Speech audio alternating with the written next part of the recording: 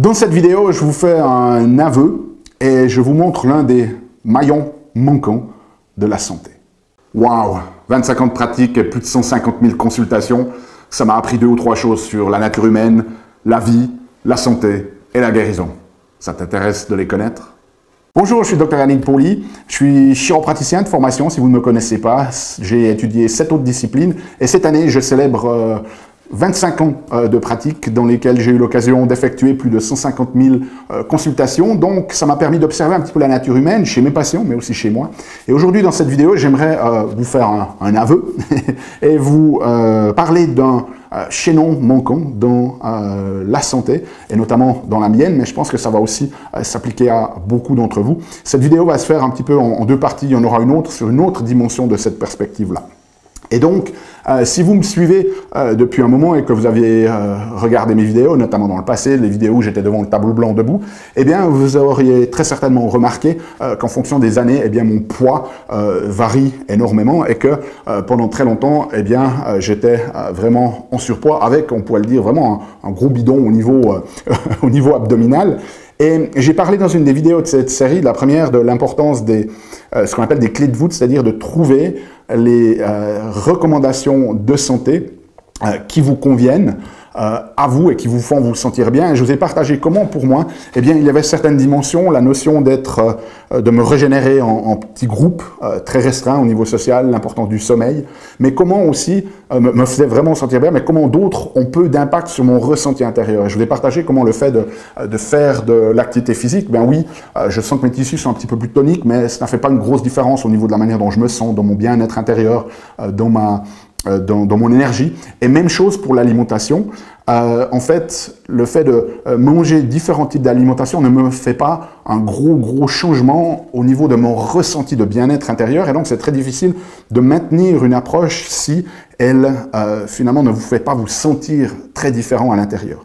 Et donc, aujourd'hui, je voulais vous parler de ce qu'un changement a fait au niveau de cette physiologie, même s'il n'a pas vraiment eu d'impact sur mon énergie, sur la manière dont je me ressens à l'intérieur, mais l'impact qu'elle a eu sur mon volume tissulaire, on pourrait dire, et puis surtout sur une dimension qui a eu un impact très important, c'est une dimension de cravings, d'envie, de presque d'addiction au sucre que j'ai depuis très longtemps. Je me souviens quand j'étais aux études au Canada, j'étais complètement addict à certains de ces sodas de type 7-Up. Mountain Dew, pour ceux qui connaissent, j'en buvais plusieurs par jour. Quand je suis ensuite parti au Pérou, j'avais vraiment des jours où j'avais ces envies de sucre, mais à vraiment faire une overdose pour ensuite se sentir mal, hein, un peu comme un drogué qui se shoot. Et donc j'ai toujours une relation très difficile avec le sucre, avec une véritable addiction. Et ça s'est toujours aussi traduit par ces difficultés de poids. Donc je voulais vous montrer ici un des maillons manquants que j'ai découvert en fait de cela il y a quelques années, puisqu'il s'agit du rôle de l'inflammation. Alors, je ne vais pas entrer dans les détails, mais pendant très longtemps, on a cru que l'inflammation était un mécanisme de défense du corps qui était lancé comme ça, ensuite qui se dissipait. Et il y a de ça quelques années, des chercheurs ont découvert que ce n'est pas comme ça que ça se fonctionnait, que l'inflammation, en fait, une fois lancée, elle devait être activée par un mécanisme qu'on appelle la résoléomique. Et cette résoléomique, eh bien, elle est influencée par certaines composantes qu'on appelle des SPM, Specialized Pro-Resolving Mediators, dont je reparlerai dans la 2e vidéo sur ce maillon manquant. Et donc, à la suite de ces recherches, des découvertes que nous avons faites sur le rôle de l'inflammation chronique et de cette résoléomique, nous avons mis au point une alimentation qui a pour but non seulement de réduire l'inflammation, mais aussi de favoriser cette phase de résoléomique. C'est une alimentation que nous avons développée qui inclut 15 principes qui ont à voir non seulement avec le rôle inflammatoire de différents aliments, hein, plutôt propres, plutôt anti-inflammatoires, mais aussi de prendre en considération l'inflammatoire de la diversité des aliments, du timing auquel nous les mangeons dans la journée, du contexte dans lequel on les mange. Et donc, cette alimentation, elle a quelque chose d'intéressant parce que on a passé maintenant plusieurs centaines de patients qui l'ont fait avec des résultats assez intéressants, mais je voulais vous parler de l'impact que ça a eu sur moi et sur cette addiction au sucre. Et donc, j'ai fait un tableau ici, je ne sais pas si vous pouvez le voir, mais la notion que j'ai, c'est que pour évaluer un petit peu les changements physiologiques, moi, je n'ai pas j'aime pas vraiment me mettre sur la balance parce que je trouve que c'est voilà, c'est un indicateur intéressant, mais en matière de perte de poids, c'est pas vraiment ce qui m'intéresse. J'ai pas une obsession, si vous voulez, par rapport à mon poids. Par contre, ce qui m'intéressait, c'est le tour de taille parce qu'on sait que c'est aussi un marqueur beaucoup plus intéressant en termes de risque de santé parce que ce tour de taille, ben, il va être corrélé en fait à la graisse viscérale et on sait que cette graisse viscérale, c'est ce qui est le plus dangereux pour la santé. Si vous avez une graisse qui est juste sous la peau, c'est nettement moins dangereux que si vous avez une graisse qui est à l'intérieur autour de vos organes. Et donc, comme monitoring, j'utilise le tour de taille parce que c'est aussi plus simple, vous pouvez juste avoir un centimètre, vous n'avez pas besoin de toujours avoir accès à une balance. Et donc, dans ma vie, j'ai essayé à différentes périodes plusieurs types d'alimentation. Alors la première que j'ai essayé, alors que j'avais un tour de taille de 140 cm, ce qui est quand même massif, hein, et puis si vous allez voir certaines de mes anciennes vidéos, vous allez voir vraiment le bidon hein, au niveau ventral. Et donc 140 cm, et en coupant le sucre, en 4 semaines, je réduis mon tour de taille à un tour de taille de 128, donc on part de 12 cm, ce qui est non négligeable. Okay, alors c'est génial, ça fonctionne bien et vite. Le problème, c'est qu'au bout de 4 semaines, j'arrive pas à tenir et je craque et je retombe dans les anciens schémas. Et j'ai essayé plusieurs fois et j'ai mis 4 semaines, c'est un peu une moyenne parce que des fois c'est au bout de 3 semaines, des fois c'est au bout de 5 semaines, mais en moyenne, j'arrivais pas à tenir plus de 4-5 semaines sur cette alimentation. Et je passe très rapidement de 140 à 128, mais en l'espace de 10 jours, je retrouve mes 140 cm initiaux. Donc, c'est assez, ça fonctionne assez bien hein, pour réduire ce volume abdominal. 12 cm en un mois, c'est significatif, mais ensuite je craque et en l'espace de 10 jours, je retrouve l'état initial.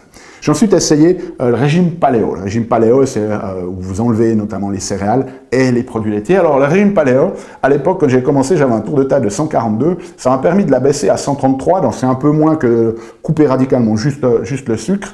En sachant que dans le paléo, on est supposé réduire aussi les sucres.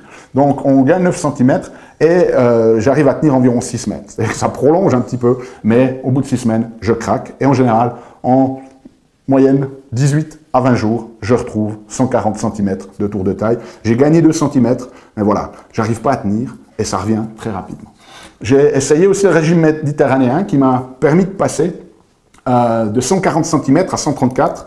Alors c'est moins marqué, hein, c'est la moitié de couper le sucre, c'est 6 cm quand même, et ça me permet de tenir aussi environ 6 semaines, donc ça prolonge un petit peu, mais au bout d'un moment, je craque. Et en l'espace de 23 jours, j'ai retrouvé mes 140 cm. Donc vous voyez que, voilà, avec ces alimentations-là, impossible pour moi de contrecarrer cette espèce d'addiction au sucre, et dès le moment où je retombe dans mes anciennes habitudes, ben, je me retrouve très rapidement, en l'espace de 10 jours à 2-3 semaines dans la situation initiale.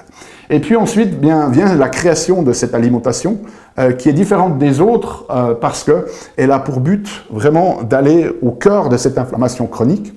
Et le concept derrière, c'est que si vous avez un feu et que ce feu vous l'amenez à n'être plus que des braises, mais qu'ensuite vous rajoutez du bois, c'est-à-dire que vous retombez dans les vieux schémas, eh bien le feu va repartir.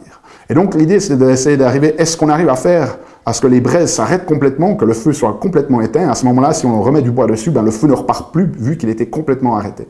Et je pense que la plupart de ces approches, elles sont bien, mais elles ne vont pas au fond des choses, elles laissent toujours des braises. C'est pour ça qu'en l'espace de quelques semaines, en retombant dans les vieilles habitudes, boum, mon corps reprenait. Et là, vraiment quelque chose de fascinant avec ce Resoleo, en étant à 100% d'application des principes, je passe de 140 cm à 118 cm en l'espace de 3 mois. Okay, donc on parle là de 12, qu'est-ce que je dis, 22 cm pardon, de perte de tour de taille. Donc c'est nettement mieux que l'autre meilleur qui était de couper le sucre.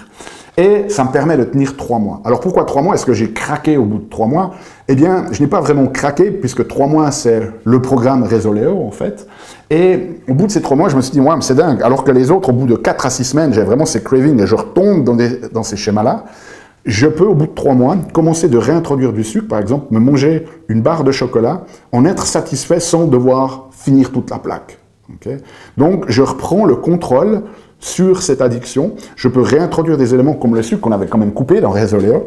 Et je me dis à ce moment-là, tiens, ça serait intéressant de voir qu'est-ce qui se passe si je retourne vraiment dans mes habitudes. Donc là, je prends un choix conscient, parce qu'on est en train de tester cette alimentation sur moi et sur des patients, de me dire qu'est-ce qui se passe si je repars dans mes habitudes. Et donc, je décide consciemment, pas parce que j'ai craqué, mais consciemment de reprendre mes habitudes.